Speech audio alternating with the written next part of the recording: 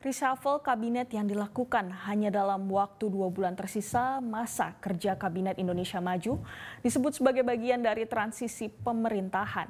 Tapi ada juga yang menyebut sebagai langkah Jokowi untuk menaikkan posisi tawar di hadapan Presiden mendatang. Benarkah hak prerogatif Presiden Prabowo sudah direduksi oleh Presiden Jokowi mulai dari saat ini? Berikut ulasannya.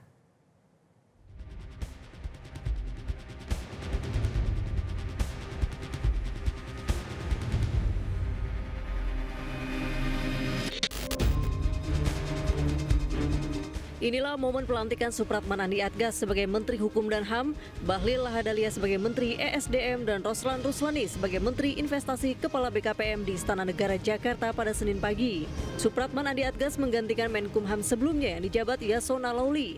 Bahlil Lahadalia menggantikan Menteri ESDM sebelumnya Arifin Tasrif, dan Roslan Ruslani menggantikan Menteri Investasi dan Kepala BKPM sebelumnya yang dijabat Bahlil Lahadalia. Masa kerja Kabinet Indonesia Maju akan berakhir pada 22 Oktober 2024 atau 2 bulan lagi. Karena itu, reshuffle kabinet di sisa kerja 2 bulan kabinet ini dipertanyakan oleh banyak pihak. Namun menurut Ketua Harian Partai Gerindra, Sufmi Dasko Ahmad, reshuffle kabinet ini dilakukan untuk memuluskan transisi pemerintahan.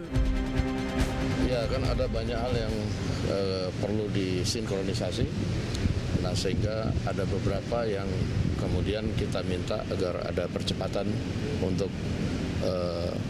lancarnya sinkronisasi untuk menyongsong pemerintahan baru ke depan. Untuk menjawab kritik kalau nggak akan efektif, reshuffle di 2 bulan terakhir gimana, Bang? Untuk memastikan kalau itu salah gitu. Reshuffle di 2 bulan terakhir itu justru supaya di tempat-tempat yang memang penting, itu sangat perlu untuk dilakukan sinkronisasi supaya pemerintahan baru bisa dapat berjalan langsung dan efektif. Demikian. Hal senada juga disampaikan Wakil Ketua DPR RI Muhaimin Iskandar. Meski masa kerja kabinet tinggal 2 bulan, tetap saja reshuffle kabinet merupakan hak prerogatif Presiden. Memang hak prerogatif Presiden memiliki kewenangan dan mungkin saja ini model transisi pemerintahan lama ke pemerintahan baru. Ya, by prinsip Presiden punya kewenangan mutlak kapanpun. Tapi ini kan dominan yang direshuffle kan dari PDIP.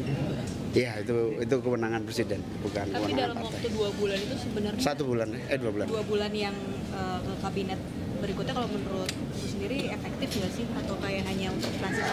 Ya, karena itu kewenangan murni Presiden, kita tidak bisa komentar apa-apa. Presiden punya kalkulasi dan prerogatif digunakan, ya sudah, nggak ada komen apapun. Kita nggak bisa memiliki analisis atau apa itu.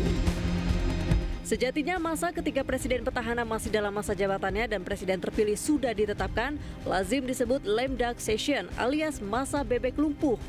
Disebut bebek lumpuh karena pemerintahan petahana lazimnya tidak boleh mengeluarkan kebijakan yang drastis, termasuk mengganti pejabat-pejabat strategis. Namun fenomena itu tidak terjadi saat ini di Indonesia. Presiden Joko Widodo justru banyak menelurkan kebijakan yang drastis, diantaranya melakukan reshuffle kabinet. Pada 21 Februari 2024, Presiden Jokowi secara mengejutkan melantik Agus Harimurti Yudhoyono sebagai Menteri Agraria dan Tata Ruang, Kepala Badan Pertanahan Nasional, dan Hadi Cahyanto sebagai Menteri Koordinator Bidang Politik, Hukum, dan Keamanan. Kemudian pada 18 Juli 2024, Presiden Joko Widodo melantik 3 Wakil Menteri Kabinet Indonesia Maju, yakni Wakil Menteri Keuangan 2 Thomas Djiwandono, Wakil Menteri Pertanian dijabat Sudaryono, dan Wakil Menteri Investasi dijabat oleh Yulio Tanjung. Mereka dilantik dan diambil sumpahnya langsung oleh Presiden Joko Widodo. Wakil Menteri Keuangan 2 Thomas Djiwandono merupakan keponakan Presiden terpilih Prabowo Subianto. Thomas juga merupakan anggota dari tim gugus tugas sinkronisasi Prabowo Gibran bidang ekonomi dan keuangan. Kini Thomas menjabat sebagai bendahara umum di Partai Gerindra. Kemudian pada Senin 19 Agustus ini Presiden kembali melakukan reshuffle kabinet dengan melantik 3 menteri di sisa masa kerja kabinet yang tinggal 2 bulan. Wakil Ketua DPR RI Rahmat Gobel menilai menteri yang dilantik hari ini berpeluang melanjutkan jabatannya di kabinet pemerintahan Prabowo Gibran mendatang. Gobel mengatakan pergantian menteri yang terjadi jelang 2 bulan masa berakhirnya pemerintahan Jokowi merupakan hak prerogatif sebagai presiden. Itu saya kira presiden mempunyai alasan-alasan kenapa adanya pergantian tersebut. Ya kan, itu aja yang saya lihat. Ya, menurut saya efektif atau tidaknya kita lihat apa alasannya.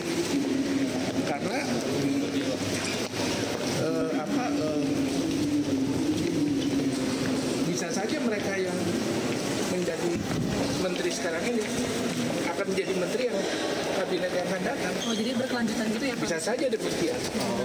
Maka kan yang tahu ini cuma presiden sama yang maha kuasa. Jadi kalau kurang Bu Siti Nurbaya sendiri gimana Pak untuk mungkin di pemerintahan lanjutannya udah jauh berlanjutan? Nggak tahu, saya kan nggak tahu. Itu kan saya nggak tahu. Itu kembali lagi antara presiden sama ketua umum partai. Jika benar bahwa para menteri dan wakil menteri yang diangkat Presiden Joko Widodo pada 3 kesempatan reshuffle terakhir adalah para calon menteri pada kabinet pemerintahan mendatang, maka Presiden petahana sebenarnya sedang menggunakan hak prerogatifnya untuk secara politis membatasi hak prerogatif Presiden yang akan dilantik 22 Oktober mendatang yang tidak lain Prabowo Subianto. Bagi politisi PDIP Deddy Sitorus, langkah reshuffle yang dilakukan Presiden Jokowi di sisa sedikit waktu jelang lengser merupakan taktik untuk meningkatkan posisi tawar di hadapan Presiden baru mendatang. Persoalannya kemudian kenapa Jokowi memaksakan mengganti 2 bulan sebelum lengser itu? Kalau saya melihat ini adalah upaya Jokowi untuk memperkuat posisinya dan menjaga dinastinya 5 tahun ke depan 2024 sampai 2029. Ini cara Pak Jokowi meleverage gitu ya, menaikkan posisi tawarnya supaya nanti presiden terpilih harus mendengar bernegosiasi dengan Jokowi untuk mengamankan dinastinya. Di satu sisi, langkah Presiden Jokowi ini bisa disebut taktik politik yang kreatif. Namun langkah itu juga bisa berbahaya karena berpotensi menimbulkan gesekan psikologis maupun politis dengan Presiden terpilih karena menghadapi situasi fait accompli atau keadaan memaksa yang harus diterima. Kabar bahwa Presiden terpilih Prabowo Subianto tidak menghadiri pelantikan 3 menteri dalam reshuffle kabinet bisa mengindikasikan situasi itu. Jelajahi cara baru mendapatkan informasi. Download Metro TV Extend sekarang.